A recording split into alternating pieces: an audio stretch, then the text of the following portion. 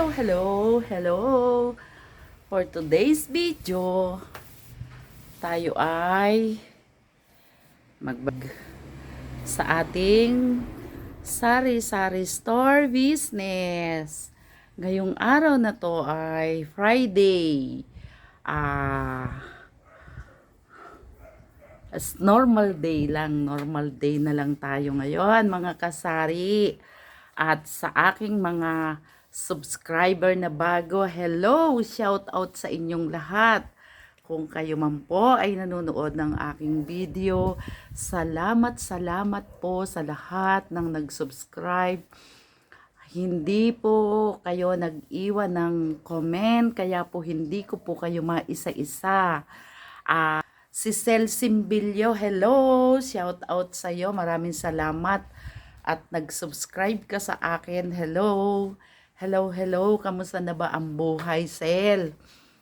At maraming salamat dahil isa ka sa nag-subscribe. Madaming nag-subscribe sa akin ngayon at saka kahapon at saka nung Wednesday. So, hindi ko po maisa-isa dahil yun nga po, hindi po kayo nag-iwan ng isang piling na saging sa aking pintuan. So, ibig sabihin, kayo po ay mag-comment para po kayo ay may shout out. Shout out po sa inyo. At sa akin, ang maibabalita ko sa inyo, ang maichismis, maimamarites ko sa inyo ay ang aking pinag-groceryhan na top choice sa GMA Cavite. Talagang doon po ay mura po ang mga bilihin, pero hindi po lahat ng kailangan natin ay makukuha natin sa isang grocery. Ang pinag-groceryhan ko po ay 3 grocery po yan. Top Choice, QSL, at saka Pure Gold. Yan po yung aking iniikutan. Although maraming grocery dito sa paligid dito sa amin. Pero yun lang pong 3 na yon ang aking pinupuntahan kasi pang ano po talaga sila, pang tindahan, pang wholesaler. At meron pa rin pong isa na SME pero bihira po ako mapapunta doon. Medyo mataas po kasi ang kanilang mga delata at saka lalong-lalo na po yung mga chichirya na yan na po sa kanila, yung mga chichiryang malalaki na yan. Kaya po bibihira po akong makarating sa kanila. At ngayon po, ang ating ibabalita ay ang benta po ni Mami Perla. Always nakakakota naman po. So, hindi na po masama. Ganito po kasi pag ganito na katatapos lang ng holiday, talagang matumal po tayo. Pero nandahil po sa Lord, sa prayer, nababasbasan po ng Lord ang ating sari-sari store. Ayun, nakakakota po ako. At ngayon po, ang ibabalita ko pang isa, ng magandang dilag. Napkin. Today's video, meron pong bumili. Siya po ay sino ba to? Nakalimutan ko pangalan. Naku, sa sobrang busy. Ayan na, merong ng kumukuti-kutitap na naman sa aking buhok. So, ayan po. Maganda po ang aking hair ngayon.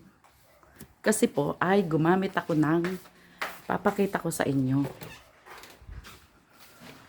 Nakita ko lang po ito sa Facebook.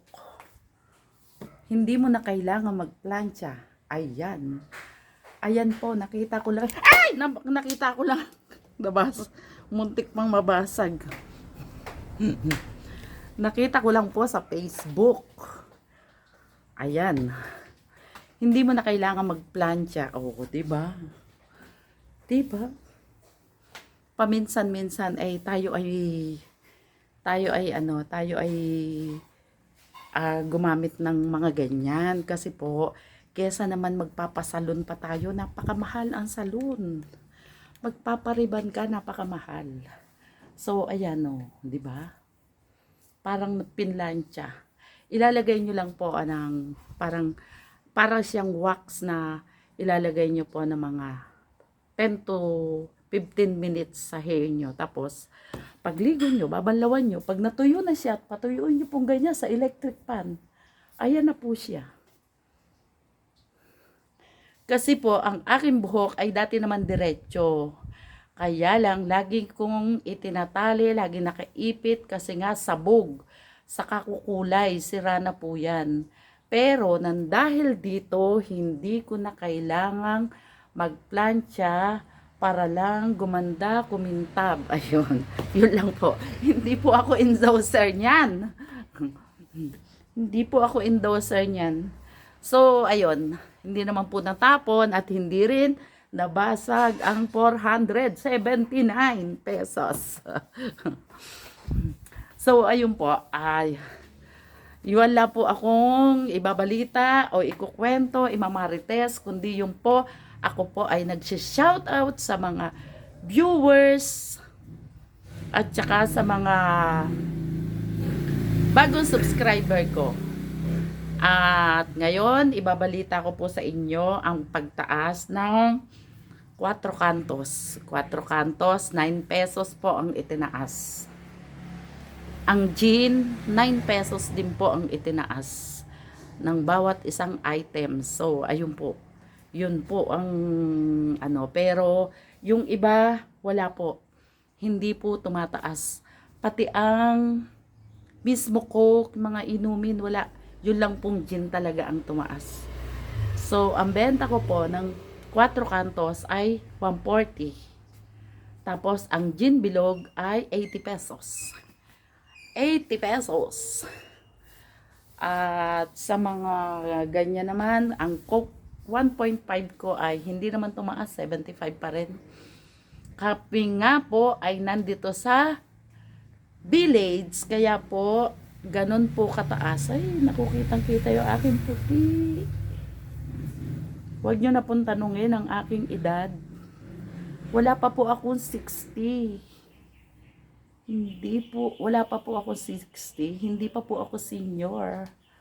Medyo bata-bata lang po at medyo na-stress lang po ng mga nakaraang taon dahil sa mga anak na estudyante. So ngayon malapit na silang makatapos at makaraos si Mami Perla, kaya po medyo paganda na ng hair. Dati lagi nakatali yan, nakaganyan. Kasi stress sa mga estudyante. Ngayon po, ayan oh. Sa halagang 479 pesos, siguro gagamitin ko ta mga 1, 2, 3, 4 times. 4 times po. Siyempre, patatagalin ko, no? 479 yan. Kailangan tumagal siya, no? Napaka pricey, hindi naman actually, hindi naman siya pricey kasi kung magpapariban ka at saka ano ba yan? Hindi ko na alam kung ano tawag diyan sa mga sa salon kasi nga bibihira ako magpa-salon. Pag po ako'y nagpapamanicure, gel po ang pinagagamit ko para po matagal. Once a month lang po yan. Kaya yun. At ako po ay nagpapaservice. Ayoko po talaga nagpupunta sa salon. Ako po kasi ay mainipin. Ayaw ko po na nag-aantay. Ayaw ko po ng matagal na nakatambay sa salon. Kaya hindi ko po alam ang mga ginagawa sa salon sa ngayon. Dahil kahit na po nung araw, yun ang aking trabaho. Ngayon, ayaw ko na pong pumupunta doon. So, wala po ako konting upload, konting marites lang po ang aking vlog. Mga kapwa ko kasari, kamusta naman ang inyong benta? At tungkol naman po sa ating lisay, ayan, hindi pa po nagre-renew si Mami Per. At next week, magre-renew na po tayo. medyo hindi ko po alam last year kasi 6,000 yung ibinayad ko. Ewan ko ngayon kung magkano yung babayaran ko. Kasi ang nag-file po niyan ay yung mister ko. Hindi ko alam kung magkano yung i-declare niya ng laman ng aking tindahan. Kaya po aalamin ko po muna kung magkano para hindi po ako masingil ng mas malaki. So, wala na po akong mamarita sa inyo. Kung hindi, yun lang po. Maraming salamat. I love you all. Bye-bye.